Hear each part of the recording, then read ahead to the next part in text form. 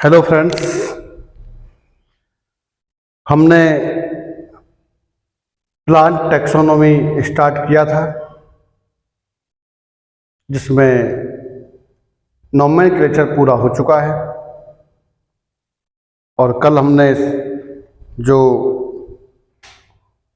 Nomenclature से संबंधित binomial, trinomial, polynomial पूरा के पूरा जो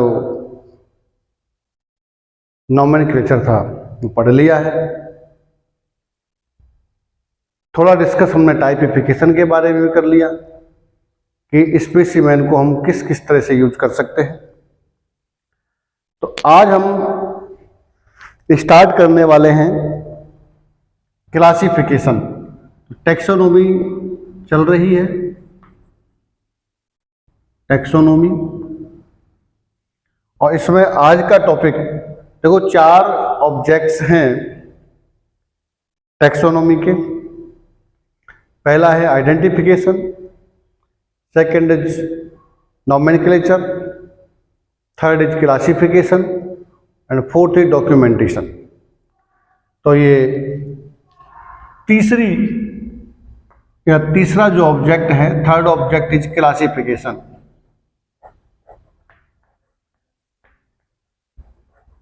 क्लासिफिकेशन, यहां पर हम देखेंगे कि क्लासिफिकेशन क्या है। तो देखो, first of all the arrangement है, एक अरेंजमेंट है प्लांट्स का अकॉर्डिंग टू देयर कैरेक्टर्स, यानी कि पादपों के जो लक्षण हैं उन लक्षणों के आधार पर एक अरेंजमेंट है, व्यवस्थित करना, गुणों के आधार पर पादपों को व्यवस्थित करना क्लासिफिकेशन है। तो हम ज़्यादातर या जो हमारे अब तक के जो क्लासिफिकेशंस किए गए हैं वो 3 प्रकार के क्लासिफिकेशन हैं।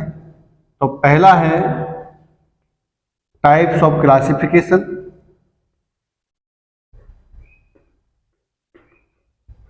थ्री टाइप्स के होते हैं।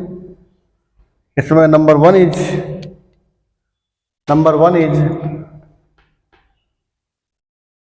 Artificial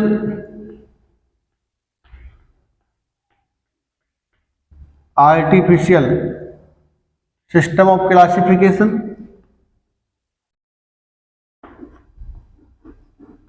artificial system of classification. Second is natural system of classification,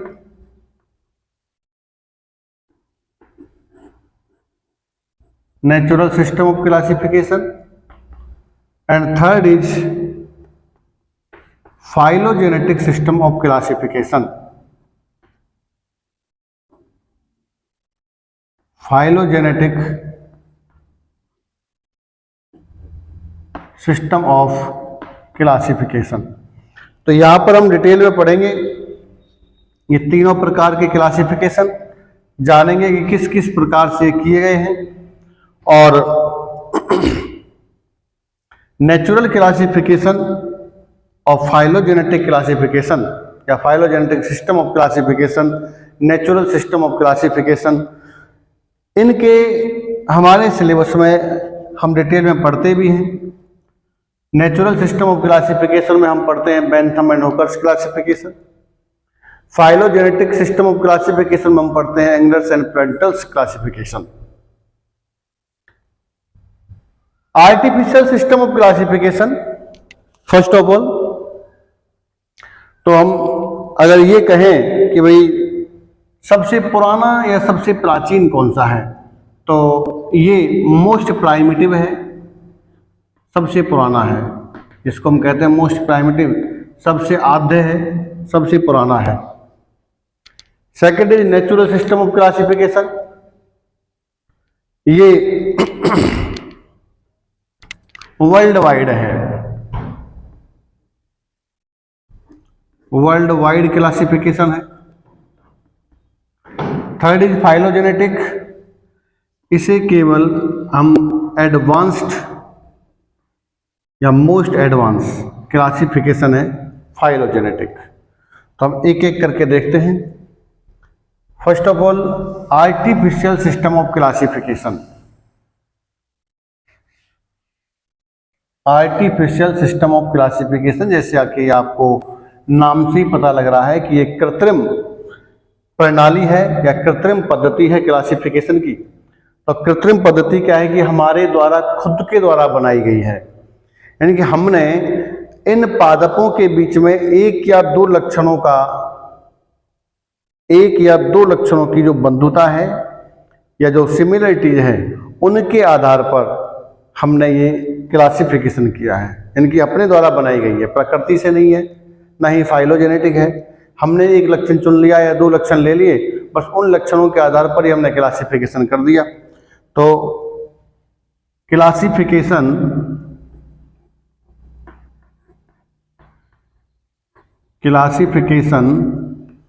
based on only one और टू कैरेक्टर्स, यानी कि एक या दो लक्षणों के आधार पर जो क्लासिफिकेशन किए गए हैं, वो क्लासिफिकेशन यहाँ पर आर्टिफिशियल सिस्टम ऑफ क्लासिफिकेशन में रखे जाएंगे। तो क्लासिफिकेशन बेस्ड ओनली वन और टू कैरेक्टर्स, ओनली एक या दो, इससे ज्यादा नहीं। तो हम कोई भी एक पादप के अंदर, मान लो हम कोई सा भी कैरेक्टर ले लें, पादप की पत्ती का ले लें, पादप के पुष्प का ले लें, पादप में उपस्थित पराग कणों का ले लें, पादप में उपस्थित जायांग का ले लें, अंडप का ले लें, कोई भी एक कैरेक्टर हम यहाँ पर चूज कर सकते हैं। तो उन्होंने किया भी ऐसा ही कि जो सबसे प्राचीन था, उस समय देखो कोई ज़्यादा जानकारी नहीं थी प्लांट्स के बारे में, ना किसी और की कोई ऐसी कोई टेक्निक नहीं थी जिसके द्वारा हम पादपों के कोई डेटा कलेक्ट कर सकें। तो उस समय जो उनको अच्छा लगा, उन्होंने एक दो कैरेक्टर को चूज कर लिया और उसी के आधार पर उन्होंने अपना ये क्लासिफिकेशन कर दिया। तो इस समय सबसे पहला जो क्लासिफिकेशन है जो आता है नंबर 1 पर, वो सबसे पहला क्लासिफिकेशन है थियोफ्रेस्टस का। सर थियोफ्रेस्टस, ये हम सबके मान्य हैं, गणमान्य हैं। थियोफ्रेस्टस, इन्होंने कुछ ही पादपों का, अलग अलग बुक्स में अलग अलग लिखा हुआ है, लेकिन लगभग 29 पादपों से स्टार्ट किया था और ये लगभग 400 पादपों तक पहुंच गए थे। तो इन्होंने इन पादपों का, यानी इतने से पादपों का सबसे पहले क्लासिफिकेशन किया था।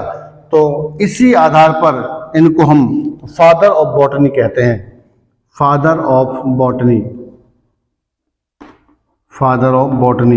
ये ध्यान रखना भाई। फादर ऑफ टैक्सोनॉमी तो कैरोलस लिनियस है, सिस्टेमिक बॉटनी या father of taxonomy Carolus Linnaeus है, लेकिन father of botany, this is very important question, father of botany Theophrastus हैं।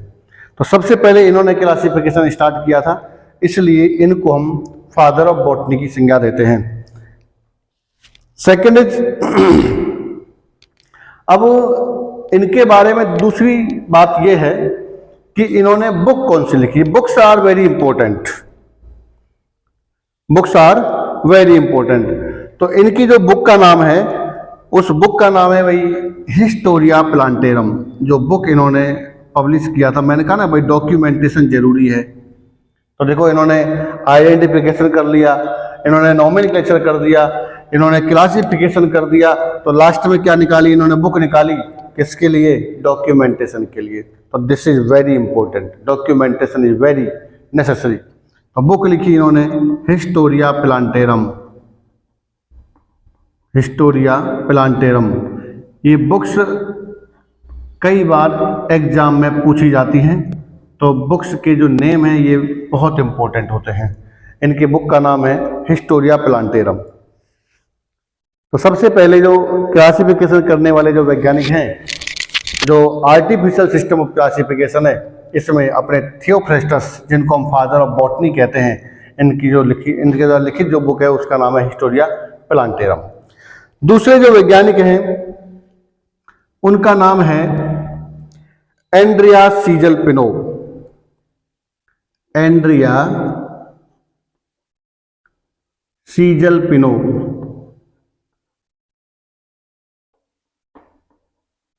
किसी बुक में तो मानते हैं कि भाई जो लेग्यूमिनेसी का जो कुल है सीजलपिनोइडी वो इन्हीं के नाम पे पड़ा है, लेकिन किसी बुक में मानते हैं कि सीजलपिनेसी एक चिकित्सक थे, उनके नाम पर उस कुल का नाम पड़ा है। तो हम कुछ भी माने, लेकिन ये दूसरे वैज्ञानिक है एंड्रिया सीजलपिनो। इनकी एक बुक थी फिनॉक्स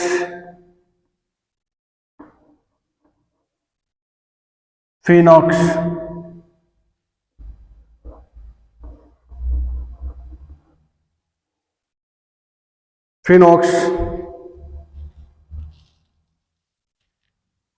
सॉरी इनकी बुक थी डी प्लांटिस। तो डी का जो अर्थ होता है भाई यहाँ पर दी होता है, डी प्लांटिस इनके द्वारा लिखित बुक है। तो देखो हर सभी वैज्ञानिकों ने अपने अपने डॉक्यूमेंटेशन किए हैं, ऐसा नहीं कि केवल थियोफ्रेस्टस ही लिख के रह गए, सभी वैज्ञानिकों ने अपने अपने हिसाब से डॉक्यूमेंटेशन किया है।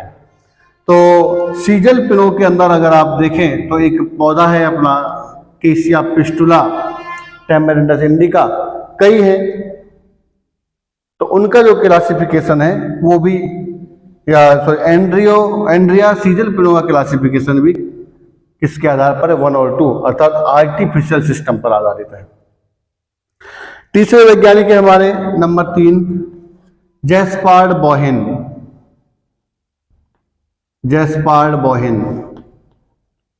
तो इसको तो हम मान सकते हैं भाई एक पादप है जिसका नाम है बोहेनिया वेरीगेटा कचनार, तो उसका नाम इन्हीं के नाम पर पड़ा है, जैस्पार्ड बोहेन के नाम पर। तो इनकी जो बुक है उसका नाम है फिनॉक्स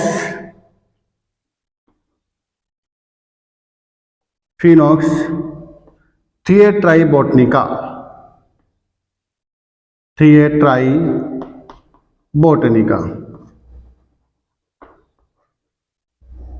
ये इनके बुक का नाम है फिनॉक्स थिएट्राइबोटनिका, ये NOX फिनॉक्स थिएट्राइबोटनिका।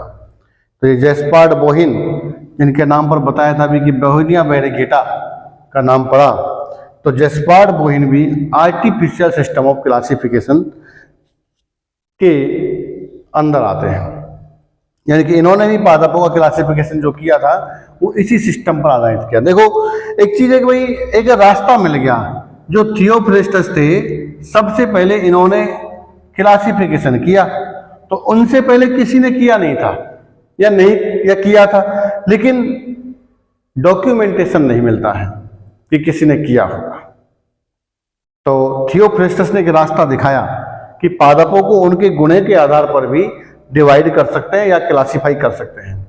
तो उसके बाद इन्होंने जो किया कुछ प्लांट्स का इन्होंने किया, उसके बाद ये एंड्रिया सीजलपिनो आ गए, कुछ प्लांट्स का इन्होंने किया, उसके बाद जैस्पार्ड बोहिन आ गए, कुछ प्लांट्स का इन्होंने किया, उसके बाद और आ जाएंगे इससे कैरोलस लीनियस आ गई, वो कुछ का उन्होंने किया। तो नेक्स्ट अपने जो साइंटिस्ट हैं उनका नाम है कैरोलस लीनियस। ये तो नाम जाना पहचाना है, इसके लिए तो कोई ज़्यादा हमको याद रखने की जरूरत नहीं है, बहुत जाना पहचाना नाम है कैरोलस लीनियस, ठीक है। तो इन्होंने भाई पादपों को पुमन के आधार पर डिवाइड किया, पुंकेसर के आधार पर या एंड्रोइशियम की जो संख्या है उसके आधार पर। तो इन्होंने ग्रुप बनाए, अगर एक पुंकेसर है या एक पुंकेसर है तो मोनोएंड्री, अगर 2 पुंकेसर है तो डाईएंड्री, ट्राईएंड्री, टेट्राएंड्री, पेंटाएंड्री, हेक्साएंड्री, हेप्टाएंड्री। तो इस तरह से इन्होंने कुल 24 वर्ग बनाए थे पादपों के, यानी कि जिनमें 24 तक पुंकेसर होते हैं। तो इन्होंने यहाँ पर इसको हम देखते हैं भाई कि कैरोलस लीनियस ने on the androecium based on the basis of Androecium, they classified plants in 24 group, ठीक है। जैसे एंड्रोइशियम अगर एक है तो मोनो एंड्री, अगर दो है तो डाई एंड्री, तीन है तो ट्राई एंड्री, चार है तो टेट्रा एंड्री, पांच है तो पेंट्रा एंड्री। इस प्रकार से उन्होंने कुल 24 ग्रुप्स बनाए थे। किसने? कैरोलस लीनियस ने। अब इन्हीं को हम द्विपद पद्धति का, द्विपद जो बाइनोमियल सिस्टम ऑफ नोमेनक्लेचर है उसका जनक भी मानते हैं। तो इन्होंने कई बुक लिखी हैं भाई, जिसमें कुछ बुक का नाम यहां पर मैं दे रहा हूं, जैसे सिस्टेमा नेचुरी, एक तो ये है सिस्टेमा नेचुरी, उसके बाद जेनेरा प्लांटेरम, जेनेरा प्लांटेरम। अब देखो जेनेरा प्लांटेरम कई वैज्ञानिकों के द्वारा लिखी गई है या कई बॉटनिस्ट के द्वारा भी आगे आएगी, तब पता चलेगा कि भाई ये जो ALD जस्यू और BLD जस्यू है उन्होंने भी जेनेरा प्लांटेरम बुक लिखी है। तो जेनेरा प्लांटेरम अगर देखा जाए तो एक सीरीज है जिसमें कुछ वर्ग पादपों का क्लासिफिकेशन तो इन्होंने किया है कैरोलस ने, बाकी कुछ पादपों का क्लासिफिकेशन फिर ALD जस्यू और BLD जस्यू ने किया है। तो इस प्रकार से बुक अलग अलग है, सॉरी नाम एक है लेकिन बुक्स के अंदर जो मटेरियल है वो दोनों का अलग अलग है। अब नेक्स्ट जो अपने सॉरी इसमें और भी है हिस्टोरिया सॉरी सिस्टेमा नेचुरी हो गया, जेनेरा प्लांटेरम हो गया, एक Historia Botanicus, Systema Naturae, Genera Plantarum and Philosophia Botanica.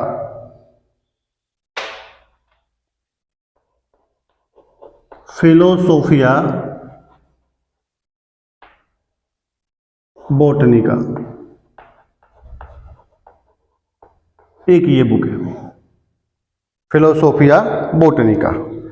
ये बुक भी इनकी काफी इंपॉर्टेंट रही है। इस बुक में भी इन्होंने कुछ जेनेरा को इसमें लिखा है, कुछ जेनेरा को इसमें लिखा है, कुछ जेनेरा को इसमें लिखा है। तो ये यहाँ पर कुछ इंपॉर्टेंट बुक्स हैं, इन बुक्स के नाम आपको जरूर याद करने हैं।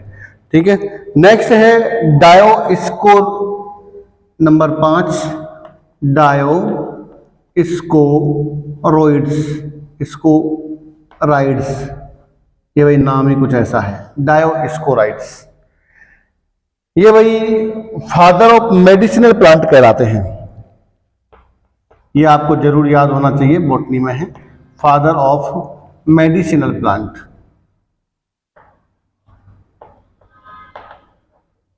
फादर ऑफ मेडिसिनल प्लांट्स कहलाते हैं। क्या नाम है? डायोस्कोरॉइड्स। तो मैं ये कहूं कि मेडिसिनल प्लांट की स्टडी क्या कहलाती है, तो मेडिसिनल प्लांट की स्टडी कहलाती है फार्मेकोग्नोसी। फार्मेकोग्नोसी, ठीक है, फार्मेकोग्नोसी। और उसकी जो सौफ होती है या जो दवाइयाँ जिस प्रकार से बनती हैं तो उनको हम कहते हैं फार्मेसी, फार्मेकोग्नोसी, फार्मेसी।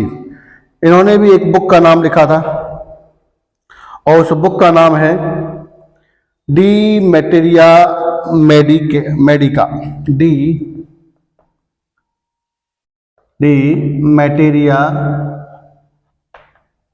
मेडिका। ये इनके द्वारा लिखित बुक है, डी मैटेरिया मेडिका।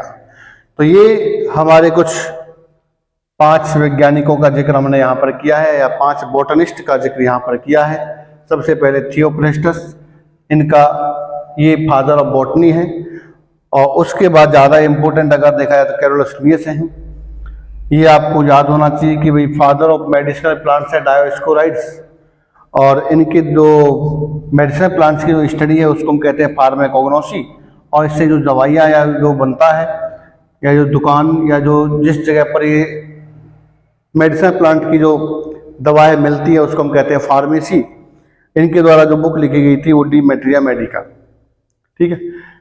सबसे बड़ी इंपॉर्टेंट बात है कि इन्होंने अपने क्लासिफिकेशन में केवल एक या दो ही लक्षणों को आधार बनाया, इससे ज्यादा लक्षण इन्होंने लिए ही नहीं। तो इस प्रकार से ये भाई हमारा आर्टिफिशियल सिस्टम ऑफ क्लासिफिकेशन है, इसको हमें इतना ही पढ़ना है, इससे आगे बिल्कुल नहीं पढ़ेंगे। Second is natural system of classification.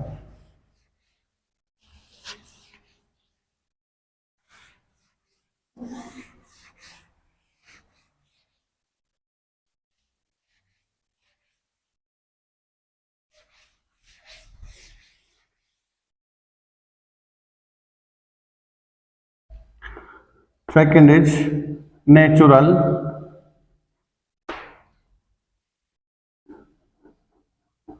system of classification।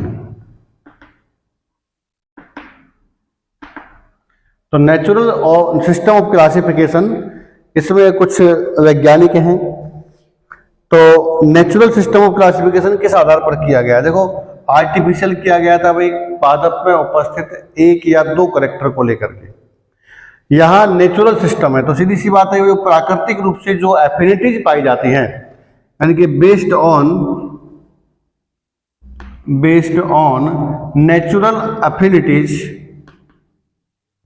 Natural affinities, जो बंधुताएं पादपों के अंदर पाई जाती हैं, उन वो भी प्राकृतिक रूप से, कृत्रिम नहीं, वो भी प्राकृतिक रूप से जो बंधुताएं पादपों के अंदर पाई जाती है, उनके आधार पर ये क्लासिफिकेशन किया गया था।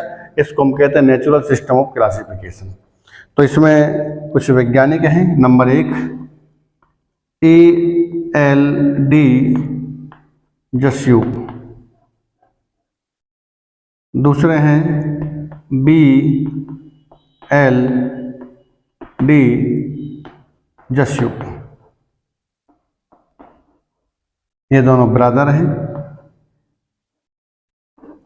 और इन्होंने अपना जो क्लासिफिकेशन है उसका डॉक्यूमेंटेशन किया था, जिसका बुक का नाम है जेनेरा प्लांटेरम। तो जेनेरा प्लांटेरम अभी हमने देखा कैरोलस लिनस ने भी लिखी थी, जेनेरा प्लांटेरम, और यही बुक हम इस जगह पर ALD जस्यू और BLD जस्यू ने लिखी है। इसका मतलब ये नहीं कि दोनों बुक सेम हैं, इसका मतलब ये है कि दोनों बुक्स के अंदर जो मटेरियल है, यानी कि कैरोलस लिनस ने कुछ अलग प्लांट्स का क्लासिफिकेशन किया था और इन दोनों ब्रदर्स ने कुछ अलग दूसरे प्लांट्स का क्लासिफिकेशन किया है। अब तीसरे जो वैज्ञानिक हैं, third is Bentham and Hooker. Bentham and Hooker's classification, ये वैज्ञानिक हैं। ठीक है, तो बेंथम और हुकर ने अपना जो क्लासिफिकेशन है वो जेनेरा प्लांटेरम, फिर ये आ गई जेनेरा प्लांटेरम बुक में पब्लिश किया या प्रकाशित किया। इन्होंने, अगर हम अभी आगे पढ़ेंगे जब पूरा क्लासिफिकेशन देखेंगे इनका, तो इन्होंने क्या किया था कि जेनेरा प्लांटेरम के 3 वॉल्यूम इन्होंने प्रकाशित किए, ये पब्लिश किए 3 वॉल्यूम। ठीक है, अब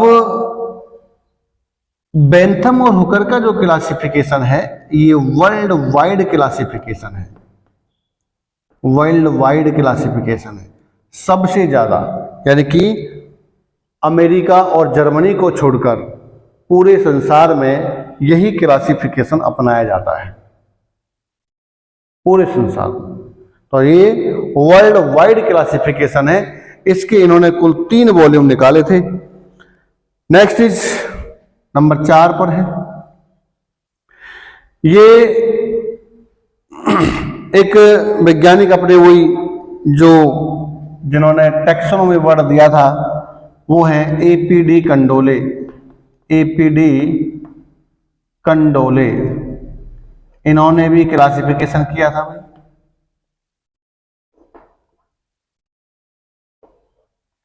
लेकिन इनका क्लासिफिकेशन इनसे पहले था। तो इनका जो क्लासिफिकेशन है उस बुक का नाम है थ्योरी एलिमेंटेयर डिला बोटनिका। थ्योरी एलिमेंटेयर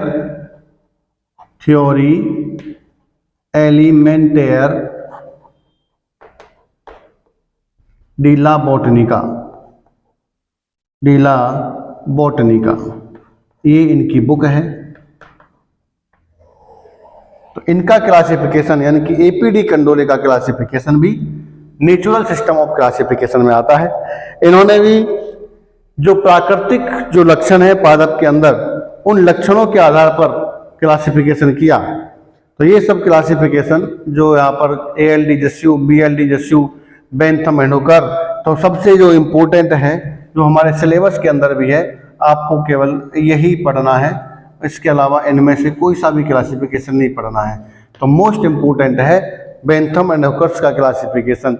वैसे भी इम्पोर्टेंट है क्योंकि इसको वर्ल्ड वाइड में अपनाया गया है, केवल अमेरिका और जर्मनी को छोड़ करके सभी देश इसी क्लासिफिकेशन का उपयोग कर रहे हैं। दूसरे जितने भी हर्बेरियम, जितने भी संग्रहालय, म्यूजियम बनाए गए हैं पादपों के, जितने भी गार्डन्स हैं, वो सब इस क्लासिफिकेशन यानी कि भारत और इंग्लैंड में इस क्लासिफिकेशन में ही, इस क्लासिफिकेशन के आधार पर ही बनाए गए हैं। तो ये बेंथम और हुकर जो है ये भाई रॉयल एक गार्डन था क्यू में, रॉयल बॉटनिकल गार्डन क्यू में, वहाँ काम करते थे। तो वहीं काम करते करते इन दोनों ने लगभग 202 जो वंश हैं, 202 जो ऑर्डर्स हैं, उनका क्लासिफिकेशन इन्होंने किया था। तो 202 ऑर्डर्स का क्लासिफिकेशन और लगभग 7500 कुछ वंश का क्लासिफिकेशन इन्होंने किया था अपने क्लासिफिकेशन। वो अभी हम बाद में देखेंगे जब पढ़ेंगे डिटेल में बेंथम एंड हुकर का क्लासिफिकेशन। अब हम देखते हैं phylogenetic system of classification. Number 3 is phylogenetic system of classification. Phylogenetic system of classification.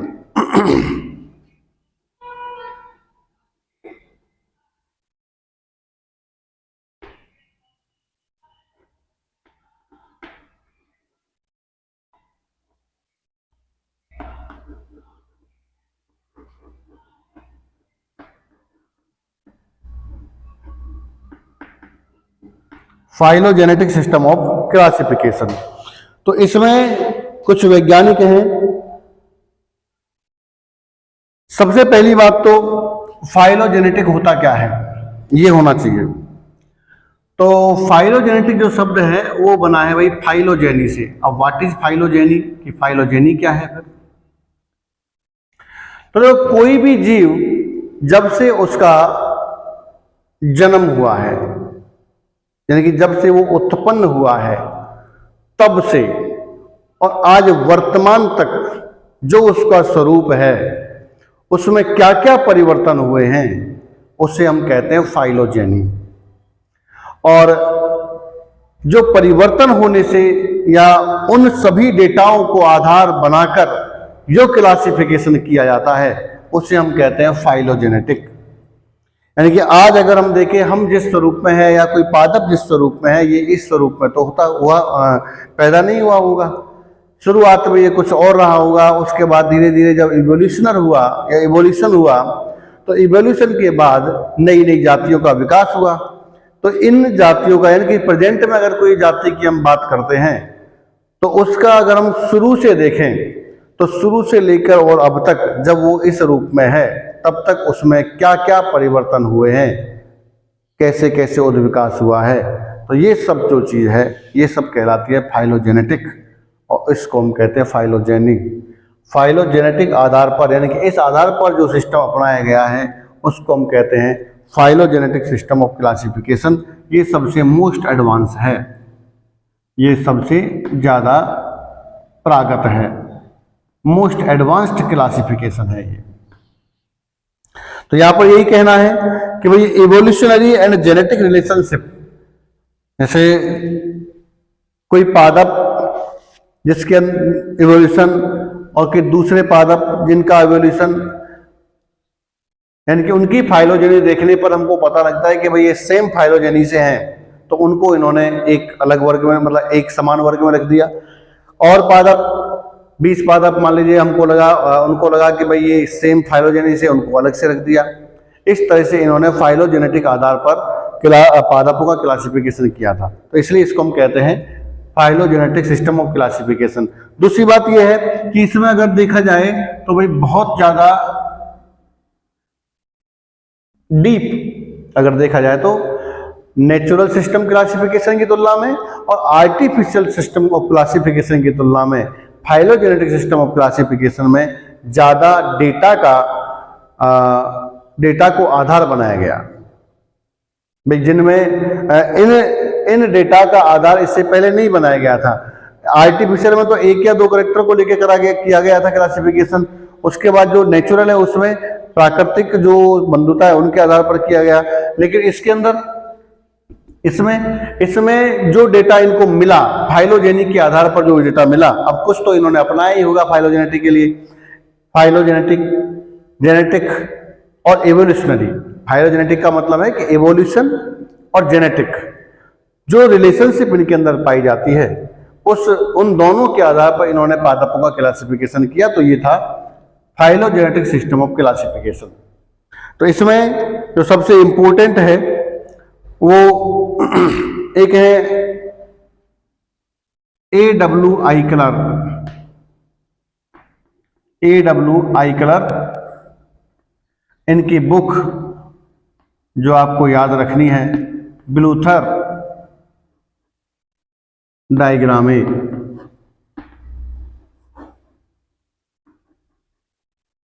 ब्लूथर डायग्रामे।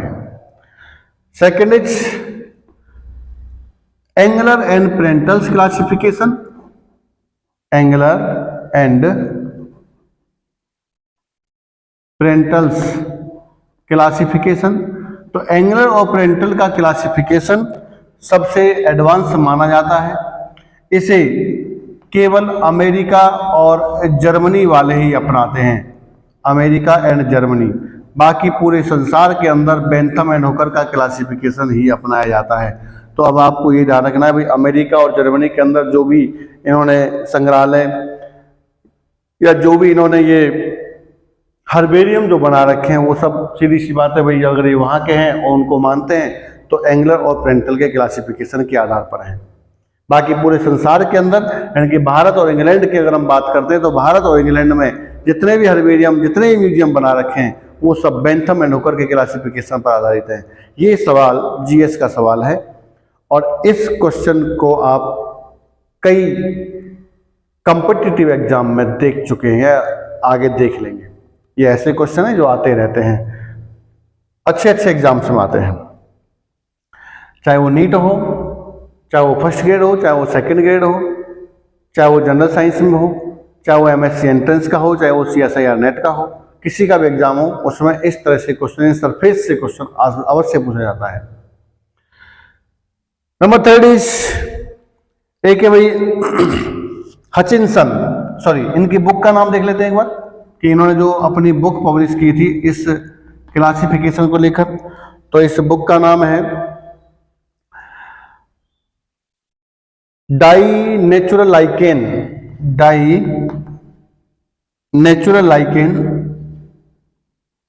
इनके बुक्स के नाम थोड़े से अजीब से ही हैं। Die Naturlichen पीफ्लेंजन फैमिलियन।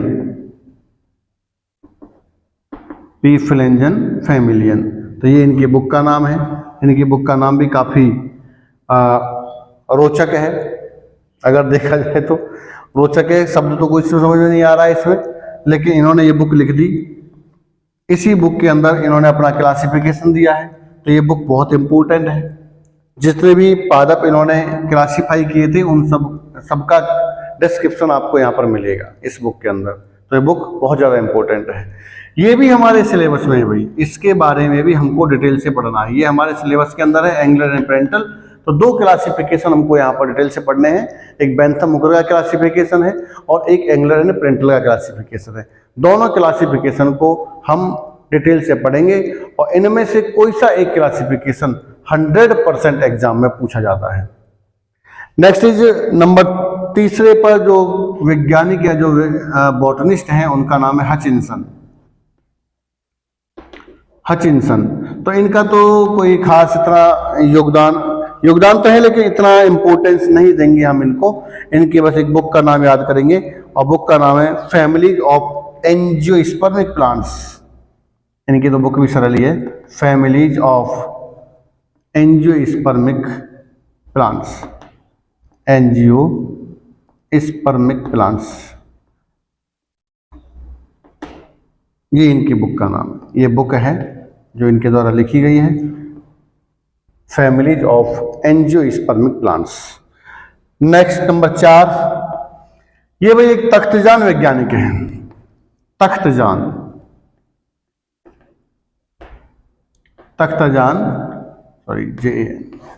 ये क्या कहते हैं भाई?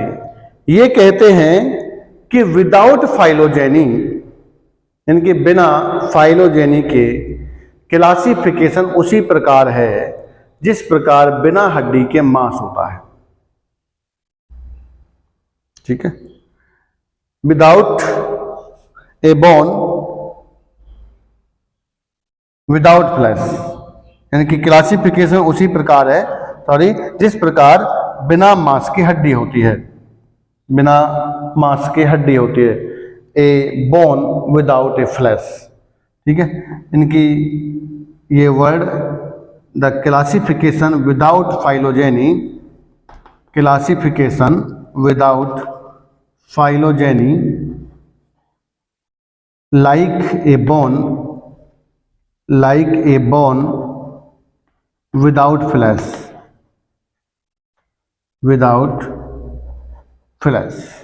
FLESH, विदाउट फ्लैश, यानी कि एक हड्डी जो बिना मांस के है बिल्कुल उसी प्रकार होता है फाइलोजेनी के बिना क्लासिफिकेशन। ये एक तख्तजान ने कहा था, तो ये सेंटेंस भी आप याद रख सकते हैं और ये भी पूछा जा सकता है। ऐसे छोटे छोटे क्वेश्चन ही पूछे जाते हैं, कभी भी बड़े क्वेश्चन नहीं पूछे जाते हैं। ये पूछ सकता है, इतनी बुक्स मैंने आपको यहाँ पर दी है, ये पूछ सकता है 4 साइंटिस्ट या 4 वैज्ञानिक बॉटनिस्ट के नाम लिख दिए हैं, उनके सामने 4 बेमेल बुक्स के नाम लिख दिए हैं और कहता है भाई मेल कीजिए कौन सी बुक किसने लिखी है। ठीक है, तो इस प्रकार से इसमें क्वेश्चन आपको बनेगा, आप देखते रहिए।